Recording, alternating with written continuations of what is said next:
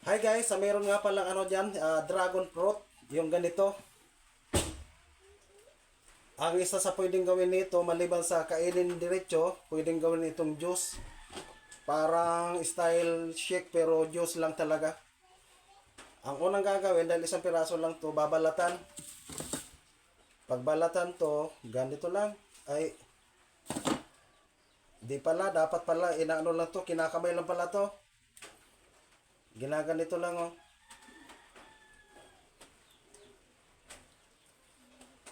Ito lang oh, ang pagbalat nito. Ayan oh.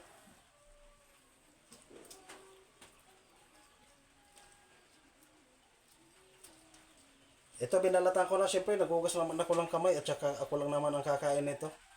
Normally, pwede itong kainin kaagad. Pero dito sa akin, gagawin ko itong ito, juice. Dragon fruit juice. Ito pa rin yung aking food processor. Add dito na yung ano blade. Hiwa-hiwain ko lang to, hiwa-hiwain. Yan, ganyan. Yan. Hinog na to. Galing lang ito dito sa ate ko. Tapos, yung pwede natin tong lagyan ng yelo. Basagin muna natin. Dito ko lang to ilagay. Ayan o.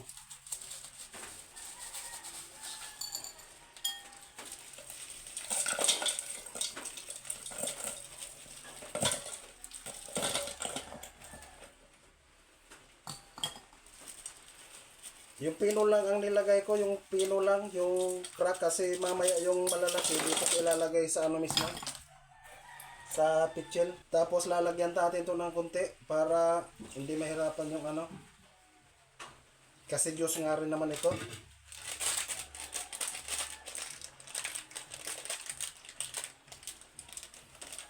Tsaka ilalagyan na natin yung gatas.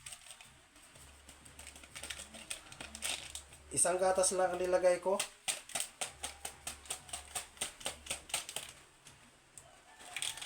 Pwede ito masarap dito yung ano, yung ibap. Ay kaso wala akong ibap. Ganito lang yung available dito. Powder lang ang available sa tindahan na malapit. Tapos lagyan na lang ng konting asukal.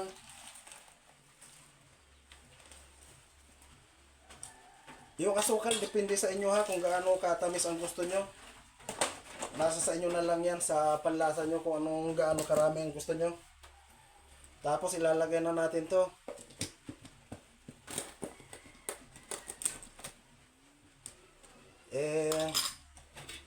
Lagyan pa pala natin ng konting tubig.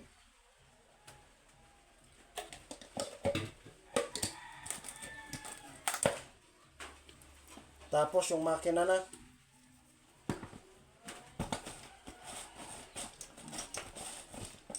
Kailangan ito nakapix kasi hindi gagana pag hindi nakapix, hindi nakalaki yung ano niya, yung switch niya.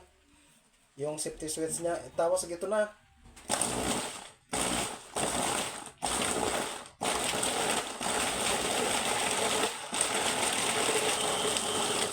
Kung mapapansin nyo, okay na.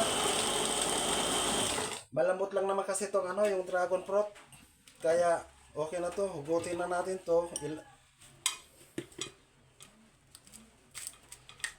Tapos, itong pitchel may tubig. Napansin nyo to, ito na oh. Oh. Isawsaw pa natin to kasi sayang din. Oh. Yun lang.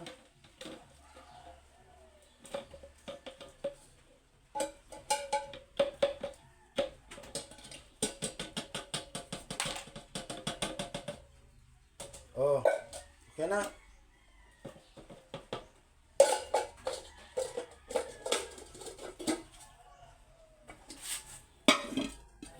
Tapos konting ukag.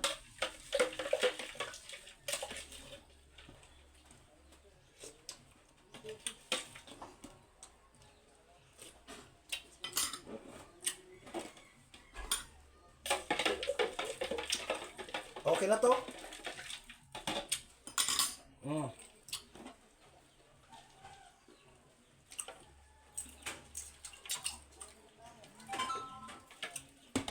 Mm.